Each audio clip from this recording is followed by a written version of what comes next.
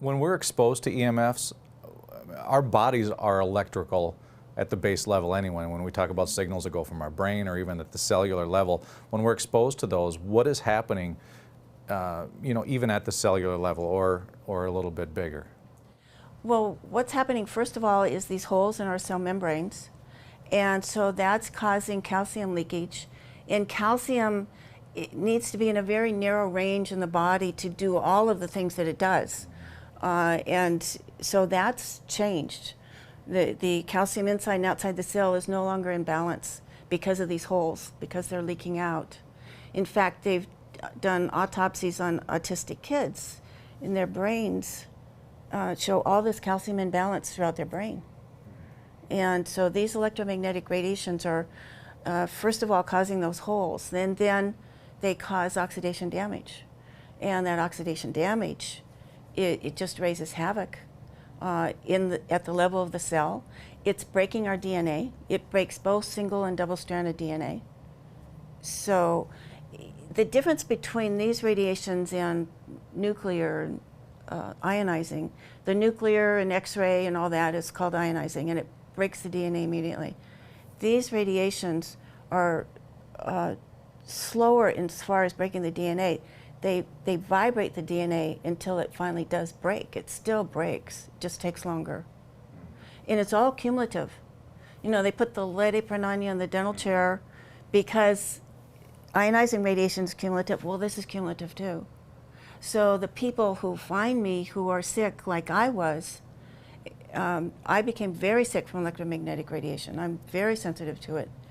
And so by the time they find me, they are very, very sick, and they're usually been around radiation a long time, usually toxic, have some type of heavy metal poisoning or pesticides, or just eating today, all the pesticides in our food. So they're the ones with the toxic load and being around the radiation a long time, so the cumulative level is totally raised, are the ones who are as sick as I was. What happened for me was that being in California, by the time the smart meter installations got into our area, into our city, a judge had ruled it can't be mandatory. And so we opted out. Call it a permanent opt-out list. We called the electric company and said we want to be opted out. Mm-hmm. I educated our neighbors, got our neighbors on both sides to opt out. So when they started rolling out the smart meters on our street, I thought, hey, I'm fine. Nothing around me. They started on Monday morning. Thursday afternoon, I had a rash on my ankle, itchy rash. And I knew I had a doctor's appointment the next week. I thought, well, I'll ask her what it is.